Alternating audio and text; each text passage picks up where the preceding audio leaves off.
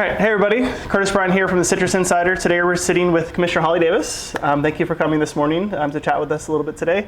We're going to talk about a couple things with Citrus County here, kind of some projects that you're familiar with. First one we want to talk about is the Citrus Hope Project. My understanding is it's like a homeless shelter cooperation with like a nonprofit. So you want to explain kind of how that works, what it looks like, and what it helps Citrus County with. Well, first of all, I'd like to give a shout out to all of the wonderful charities that are already working in that space in Citrus County. This would be a cooperative effort with all of them. We do have some homeless shelters in Citrus County, but we don't have nearly the capacity that we need. And Catholic Charities happens to run for about 20 years now. They've run one at Pinellas County called Pinellas Hope.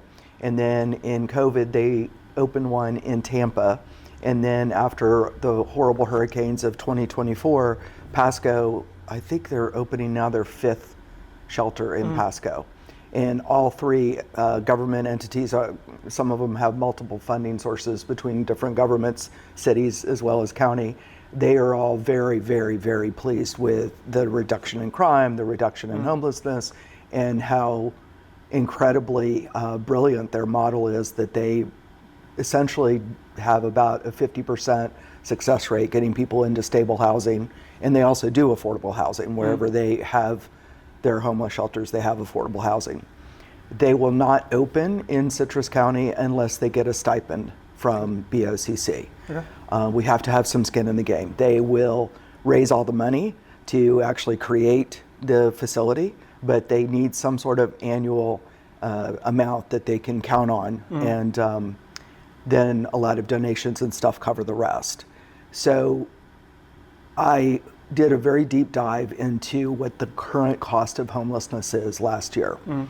Current cost of homelessness for Citrus County taxpayers is over $2 million annually. And the big mama of that is the jail. We have our jail monitor said the most heartbreaking thing to me. He said, we have people serving life sentences 3 months at a time. And those are the folks that are homeless. So they shoplift dinner at the Wawa or racetrack, or they're loitering, or they're trespassing. And they're just trying to get by, and they don't have any place to go.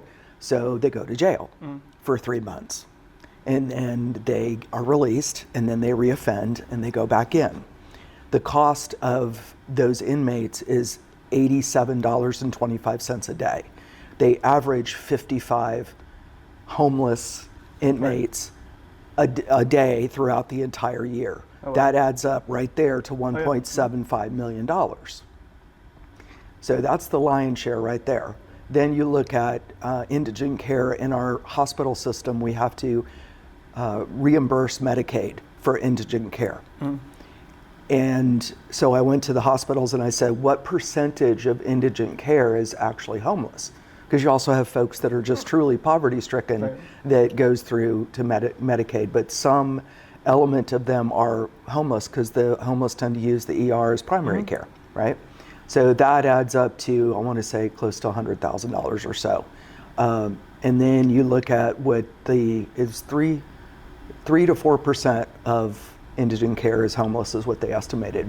And then you add the clerk of courts processing of in and out of the jail. And I asked both CCSO, the sheriff, and fire rescue what their costs were, and they said they struggled. They really tried to figure out a way to quantify it. They go, it's definitely a significant cost, but there's no really good way to quantify it. And so the quantifiable numbers got just about to $2 million. So I'm just going to call it that it's over $2 million when you add in fire rescue and sheriff. Yeah, I mean, that's a big number. I don't think people have actually seen that number. I know that we're big on, looking at big picture and things, and, we're best to use taxpayer dollars, but we don't realize it's actually $2 million that it's costing us to take care of the homeless population here in Citrus County. Now, this project, this isn't like, from my understanding, it's not we're not going to build like a huge building that people go into. Aren't they kind of like separate houses that they build? Yes, they have both a tent situation in some of their shelters, and they have started moving more and more to pallet shelters. Pallet is the brand name. Okay. It's not actually Right. pallets. Okay. Right. They are now rated up to Cat 5. Okay. And they are about the area that we're sitting in right now. They are tiny, but they're Cat 5 rated. So guess what? You don't actually have to evacuate in a hurricane. Right. You can actually shelter in your little pod.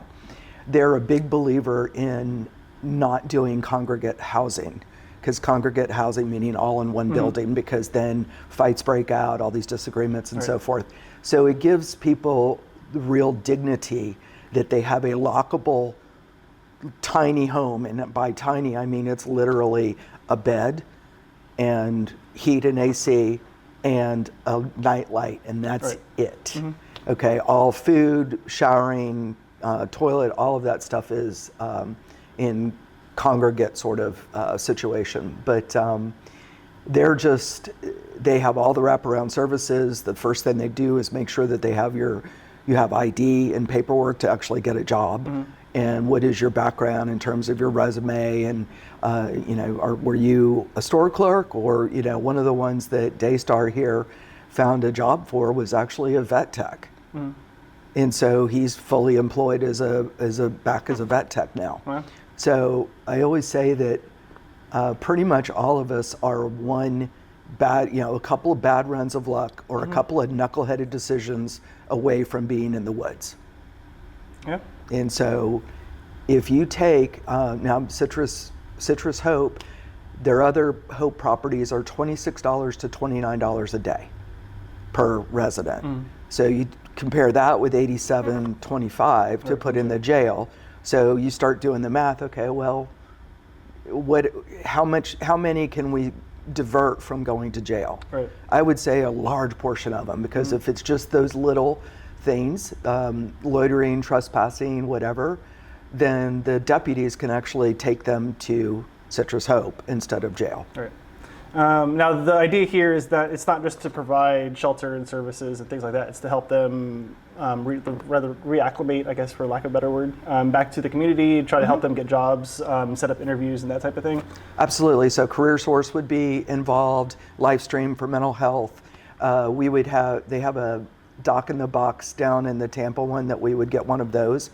Tampa General sponsors that, and it's literally a glass walled cube with a big screen on the end, and when you walk in, the glass goes frosted, so you have privacy, right?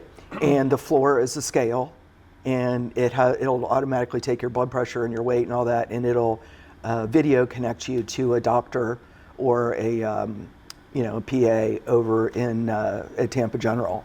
And they love that because it dramatically reduces the cost in the ER. And so we would have one of those. So you're looking at mental health, physical health, career counseling, education counseling, getting your paperwork done. If they've got drug or alcohol issues, as long as they're ready, willing, and able to stop cold when they come in, then that ends up being another source of recovery. What else? There's a lot. All those wraparound services. Right. They average 110 days. Okay. 110 days in there. And that's when the first intake to when they get out back on their own kind of thing? Yep. Okay. Yep. Wow. And they already have some affordable housing in Citrus County. Catholic Charities does. And the moment they start building up Citrus Hope, they're going to be looking at property and building a lot more affordable housing, so they'll have a place for the Citrus Hope residents to go to. Yeah, so it sounds like this is one of those partnerships, if you will, that would allow us to help the residents in Citrus County, help people who aren't as well off as other people, help them get back on their feet for whatever reasons that they struggled, and kind of move them forward in life. It's incredibly fiscally conservative to look at it this way, because they go from being tax takers to taxpayers. Right. And that's, and then the dignity, let's talk about the humanity of it all. I happen to be a Christian, and so, that's one of the things you do is you help your neighbors and you love your neighbors even if they're down and out. Right. And then the majority of this, there's going to be people like, oh yeah, taxpayer dollars, whatever. So the majority of this is, I'm assuming, donations to Catholic Charities and fundraising that they do on their own. To open the shelter, yes. But they are going to need taxpayer dollars for the stipend, or they will not open here. Correct. Right. But the point being is that I would like to come up with a number that worst case scenario is break even Right. at the very beginning, and then it ramps up to being an actual taxpayer savings, right? Because we're spending less money on the jail. Now, as this comes closer to fruition, I'm assuming they're going to come with a presentation and tell us exactly the numbers that it's going to cost and all. We know we've already done multiple presentations, Okay. so my intent is to I'll write an article for the Chronicle and do all that, and then I am going to put it on the agenda at some point for a vote. Okay. But I am going to, you remember math class? Yep. Show your work, Yep. right? I'm going to have all of that show my work on the agenda item as well as in the article for the Chronicle. Okay. Awesome. Yeah. So look forward to that. It's all verifiable. Yep. So I'm not going to hold you to that today. So we'll wait for that to come out when you get that prepared. Let's shift focus a little bit. Your other big project that you're working on in the county is with the North Florida Land Trust, the conservation project, the green printing, I think is what it's called. I'm so excited about that. Yeah, that's kind of been your thing. And congratulations getting all the money. It's for everyone that wasn't aware of this, she got fully funded from private donations, so no taxpayer dollars involved in this. Now they just finished their survey, correct? Like Tuesday. It closed just after midnight Tuesday night, so 1 a.m. Wednesday. Okay, so now we're into the next phase there. What does that look like? Is it just gathering all the survey data and then they're going to present it to the board? Like, what is the next process? Well, I'm really thankful for those that participated. We had 3 workshops and then the online option. And I believe it's March 10th that Ramesh Bush from North Florida Land Trust is going to come back and give the whole, what the survey results were and so forth. So. And then I was at one of the meetings, so they walked through the process, and they allowed each person, they got 3 stickers to go up and put their priority area. There's 7 different charts that they showed and all of that. People can kind of pick. What is the plan for the county that you foresee of how we're going to use this data? Like, is it to look at areas to protect? Is it to do our own little land trust? Like, how does that work with this data, and what is our plan? So the question was asked at multiple of the workshops. Would North Florida Land Trust handle a land trust for us? Mm-hmm. And he said, we could, but you're pretty far out of our service area. It's fine to do the green printing, but to manage lands, you kind of need to have local knowledge and all of that. Right. So I would like to, and I intend to, start a land trust that is for donations. Separate from that, my colleagues on the commission and I may or may not put forward something on a referendum for either this year or in 28 to a voter referendum. It could be ad valorem. It could be like a millage, 0.1 mils or whatever. Could be a portion of the sales tax. Could be any sort of things. But then it's up to the voters. Is it worth it to me to save more land? And then that would be, whether it's private donations or whether we do this other option that people would vote on. To be clear, they're not just going to throw it on your millage and throw it out there. No. It would be something that you guys would be able to choose to participate in, whether through the voter referendum or on your own. But the idea with that would be then to get a pot of money to purchase properties somewhere in Citrus County, and then those would be dedicated for conservation. Is that the goal with it? Yes, and so there's actually something that you can do that Ramesh was talking about that I need to dig further into, but you can actually put, I believe it's on a voter referendum, that any land that is put into this can never, ever, ever be changed back to, so it's in conservation forever, and the only way future commissions could take stuff out of conservation is to go back to the voters and say, is it okay if we take this out of conservation? Oh, wow. And the answer is going to be, oh no. Right. Especially and that would be a political third rail for most commissioners to do that. So that's a way to ensure that future commissioners do not unravel any of this, right? So, and one of the other really cool things about this is that the moment we have even a little bit of money we have skin in the game. So the Commissioner of Agriculture, Wilton Simpson, has the Rural and Family Lands Protection Program. And agriculture, we really don't want to lose our farms. It's food security. It's a beautiful part of our culture. I think it's important that we know where our food comes from. And so to see those things, I just drove by M&B Dairy on the way here, right? And to understand where milk comes from is really important for our kids and for us to keep remembering that, right? So if every year, I think it's in December, it opens in December, it closes in January, farms and ranches can apply to the Rural and Family Lands Protection Program. The state gives a varying amount of funding for that year over year, and the farms and ranches compete for it. There is a funding cutoff line. The moment we bring some skin in the game, $100,000 or something like that, one of our farms and ranches, they may have gone year after year after year, that pops them above the funding line. And the reason that is so critical is you have farmers and ranchers who are now getting up to 70, 75, and their kids don't want to continue, right? And they're getting a lot of developer pressure. Sell that to us, right, and we're going to plant a crop of houses. And it's very difficult to resist that when it comes down to, that's a hard life, right? And they want to make sure their family's okay. Right. So what that does is the state buys the development rights. So if but the difference between ag and what a developer would pay, that difference is what the state will actually pay you. Oh, wow. And then that really is in conservation forever and ever and ever. Yeah. So talking about that, we have a lot of area in conservation. I think it's 38%. 36%, which is great. It's great to hear. But the downside of that is all federally controlled. It's all state controlled. I think 310 acres are under county control. So I always hate when everyone gets up there and says, we have all this conservation, but we don't control it, right? And so this would allow us to expand what we control here in the county. And you had mentioned a second ago that in these conservation things, if we purchase a property, it can never be, another board can't come by and be like, hey, we're going to flip this over and sell it to the developer and develop it. And we see that with the Coochie State Forest.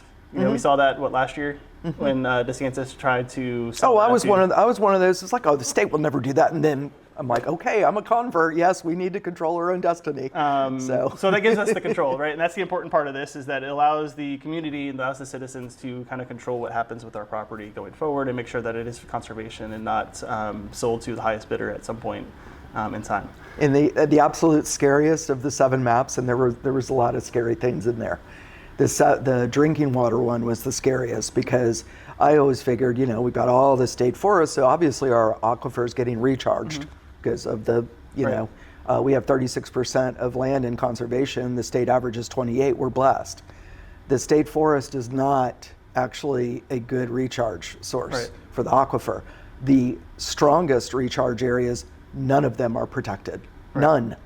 Yeah, that is truly frightening. So that was my top choice. That's the hardest thing in the world, is to be given 7 different priorities and be forced to pick 3, because they're all important, right? But I picked drinking water. Now that the results are closed, I'll tell you and you already outed me anyway. So mine was drinking water, agriculture, because what are the 3 things you need to live? Yep. Food, water, shelter, right? So I did water, food, and then the third one was wildlife corridors. Okay. So. Yeah, I mean the water thing, like you said, it was mind-boggling when I saw that, and I looked at the maps, and they had the color maps and all of those things. It's kind of terrifying, actually, but yeah. Yeah, because we were looking at the map and we're thinking, everything is driven where it's supposed to go, but you're looking at the map and you overlay roads and stuff. All the stuff that we're putting is in those recharge areas. It's kind of like we haven't done that yet. I'm not as convinced as you are that it's over into the dark blue. Right. It is into the lighter blue, the lighter blue, but those dark blue areas are the ones that we really need to draw a line in the sand. But like you said, it's not protected, and so it's not anything the county can do to stop any of that stuff, because it's all private property. Yeah. But some of these options that we've presented here, where people can sell their development rights, can kind of help with that going forward. All right, so let's switch gears a little bit. Let's go into road resurfacing. Biggest complaint here in Citrus County. Your inbox probably blows up. I've seen your inbox, all your messages and emails about road resurfacing. So we hired this company to come in to give us, they drove every single one of our 2,000 miles here in Citrus County. They did the LiDAR surface radar to do that. They mapped out our county, every single road, and now they presented a plan forward for us to get those roads addressed. The last meeting you guys talked about the option. It was like a $70,000 per mile right? Is that what it was? So can you explain kind of what that looks like, what that's going to do, and how that helps save taxpayer money? Well, from an efficiency standpoint, doing that road scan and letting the software run what we decide. So one of the worst parts about human decision making is a lot of times emotions or favors or all kinds of, or pressure from a particular neighborhood comes into play about getting their roads done, right? And this, if all five of us, it was a 5-0 consensus that we would leave those funds, whatever funds we give Public Works would be unconstrained, okay? Which means the software that runs our road resurfacing through that scanning process says the highest and best use of your dollar is to do this treatment on these miles on this road. And it just kicks it out. I mean, AI has taken over everything, so it should be no surprise that if you have this software system makes the most intelligent decisions for the long-term health of your finances, right? So whatever money we can give them will be deployed thusly, and won't be deployed because a commissioner, has a friend that needs their road paved or blah blah blah. And I'm not talking about my current colleagues, but just in general. So that's a really good thing. The problem is that we need to be spending about $75 million a year to get caught up in 10 years because we have a $750 million backlog. And that is a big number. So there's a few ways to attack that. Number one, and some of my colleagues agree with me on this, we really need to look at redoing how we tax. So we have to have money to provide all the services, fire rescue, sheriff department. We also fund all the other constitutionals except for the school, and there's very little money left over actually for county work, which is Parks and Rec. We run in all the roads, growth management and the dump are both enterprise funds. But that's just a really big swing. So you look at, there's a lack of trust, and it doesn't matter that we have won year over year over year these amazing awards for our via an audit for how we run our finances. And fun story, I think I was running really tight on time to get to a conference, and I'd just been a commissioner for a few months, and I went into valet park. And I said, what's the difference, between self-park and valet? Because I didn't want to waste taxpayer money, right? And they told me it was like $10 difference. And so I went ahead and valet parked and didn't realize that there's a rule that you can't valet park. So our office, budget office actually dinged me for that. And I wrote a check back to the county for $10. And I was absolutely excited that happened, because that means that the boss, the commissioners, they're coming after us for stuff like that. And I think that's wonderful. Absolutely wonderful. It just goes to show how tight they are with the dollars and how tightly they manage that. So from a trust perspective, one of the things I think we could do is to, for example, gas taxes under 10 million. I think it's even a little under 9 million. Yeah, it's like 8.7 or something. Yeah, and that's only going to be declining as mileage increases and electric vehicles and so forth. And so that's like such a drop in the bucket. But people are outraged. Like, you get this gas tax, what are you doing? Well, we're spending it on roads, but it's not enough. So then we have millage, right? So what staff suggested was that we take the gas tax and catch up on bridges and guardrails, both of which are incredibly important for public safety, for driving. And so that makes a very clean message to say that is bridges and guardrails. And then you take road resurfacing and repaving and rebuilding in some cases.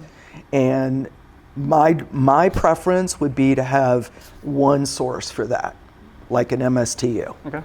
And that way you could say this MSTU is for this, and then that is for bridges and guardrails.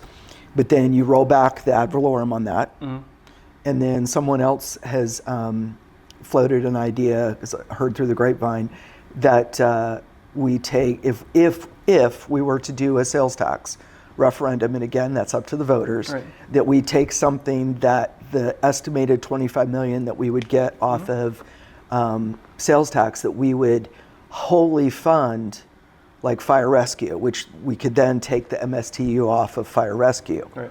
And then probably an ad valorem decrease as well.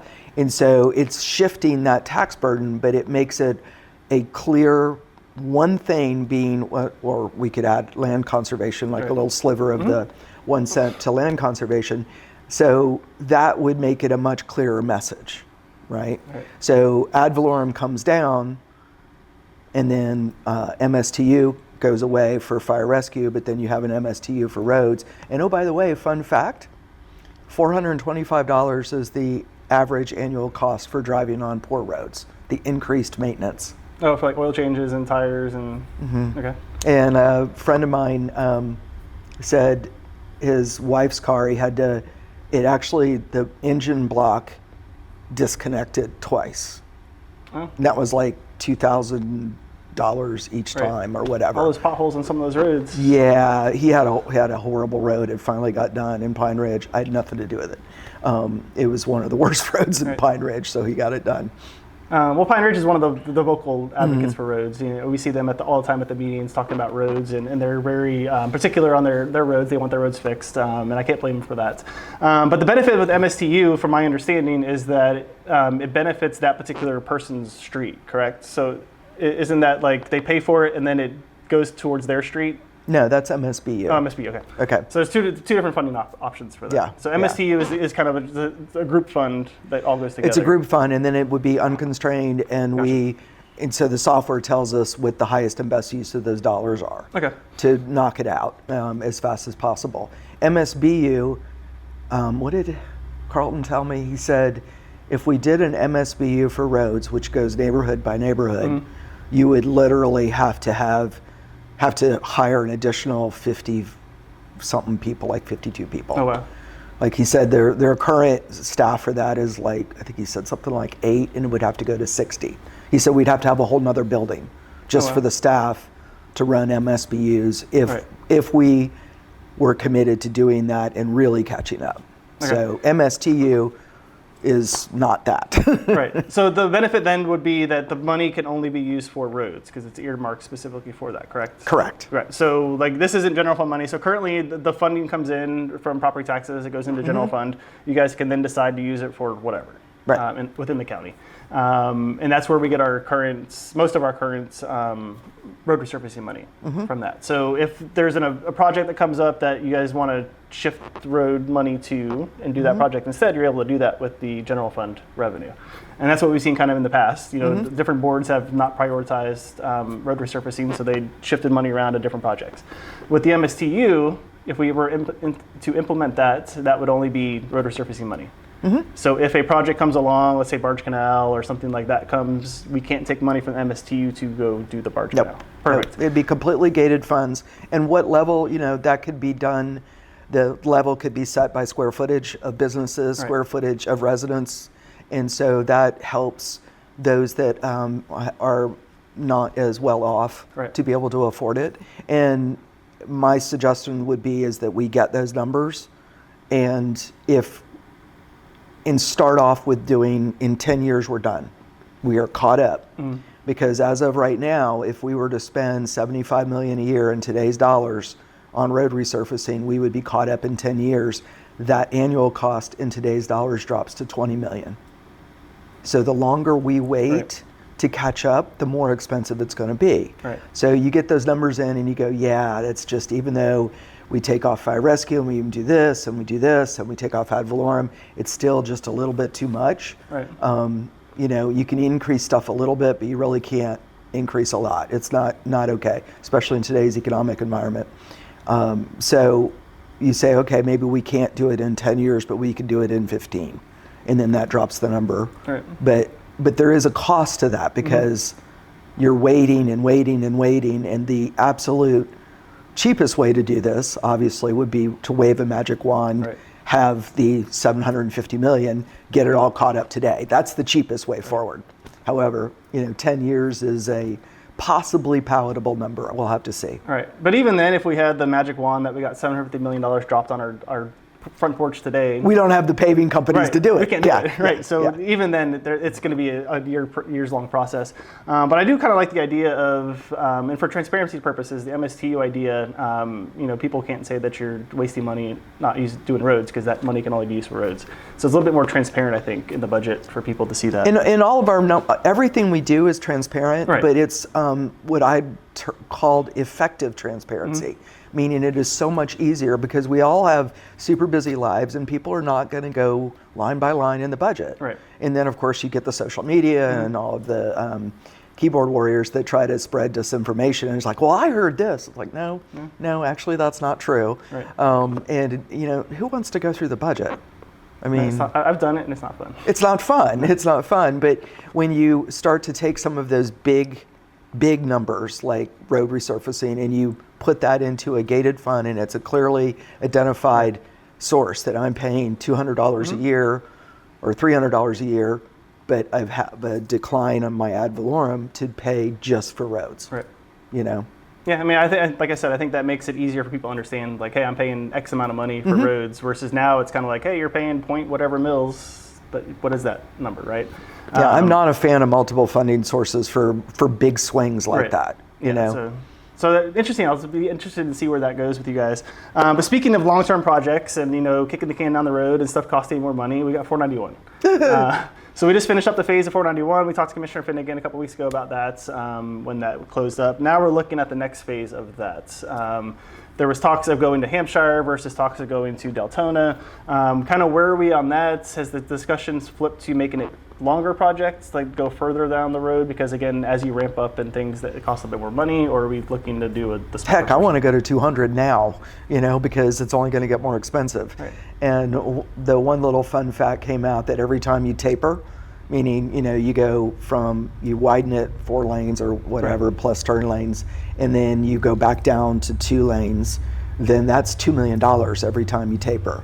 Okay. So right now, if we're going to Hampshire, there's going to be a $2 million basically wasted money because that's going to have to be reconfigured to then go to Deltona and then another taper there and then to 200. So yeah, I mean, my druthers would be to go to 200 because that's less expensive overall. But again, you don't have $750 million overnight for road resurfacing. Right. We don't have that kind of money overnight. So what kind of costs are we looking at for this next phase? So we're looking at, for design and engineering to Hampshire is $12.6 million. Okay. And then to get construction is $23.28 million.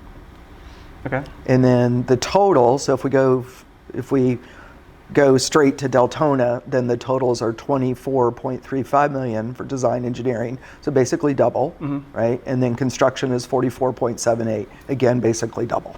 Right, but it would be cheaper than to do the Deltona now because we had that $2 million ramp up, correct? The taper? Right. Yeah. Yeah, because if we went to Hampshire now, and then in 3 years, whatever it is, to bring it back up to go to Deltona, now it's another $2 million at that point, and then it gets more expensive.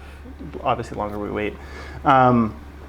So the plan is to. Do you guys have a plan yet? Like, are we doing? I don't think it's been decided.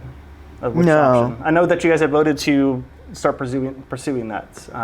Is it coming back to the board? Like, it has to come back to the board. Okay. So I'm not aware of the timing of that, but of course it has to come back to the board. So we'll have more discussions, and then you guys will decide whether you want to go forward for that. Now, speaking of 491, we have a big project that's there. You have Tuscany that was just voted on in July of last year. That's got a lot of talk about developers and they're paying their fair share. They've got impact fees. You guys were talking about impact fees a couple weeks ago.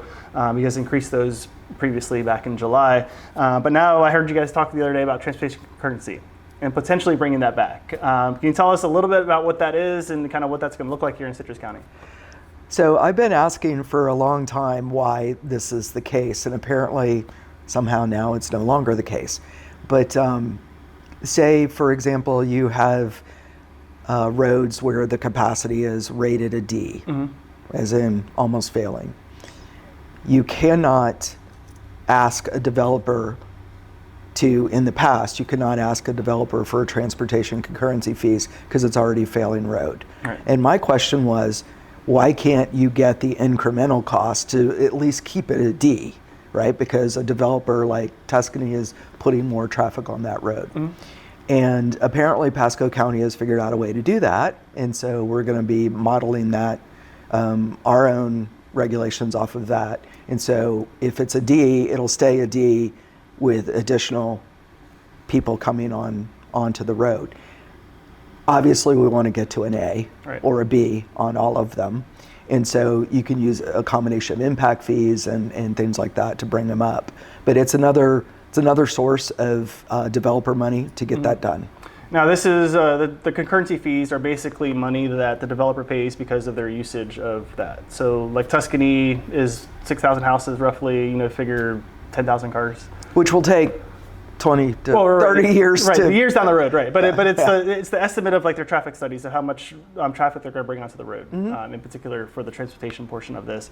And so they basically pay a fee to maintain the road. Correct? Is that kind of maintain the current level of service? Correct. Right. Yeah. So if it's a D road, it stays a D road. It can never get worse than a D road. But they're contributing money towards that maintenance. Not the maintenance, but the widening. Right, the widening to keep it. Yeah. The expansion, basically. And that's going to help, go forward as we go forward because a lot of more projects are coming. And are they approved project level?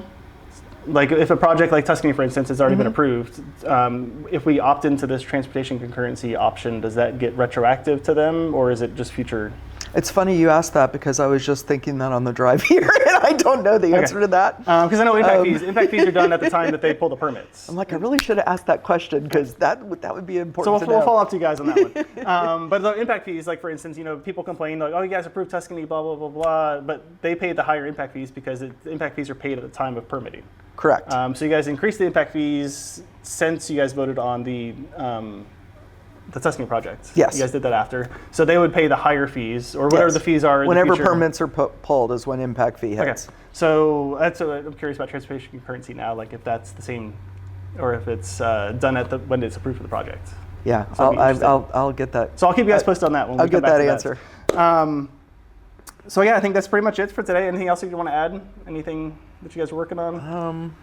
I don't know. What else was on the list? Anything important? No. This is your chance if you have anything that you're like thinking about that you want out to the Citrus County. Well, I did talk to Ramesh from North Florida Land Trust a couple days ago, and he said, "Are you going to Rally?" I said, "What's Rally?" And it's a national annual convention on land conservation. Okay. So he told me what the dates are. I'm like, heck yeah, I'm going to go. I mean, it'll be on my own dime, not the county. But that would be a greater education process for me to understand how to do a land trust for Citrus County, because we got to do this. We are special here as the Nature Coast, and we need to keep that.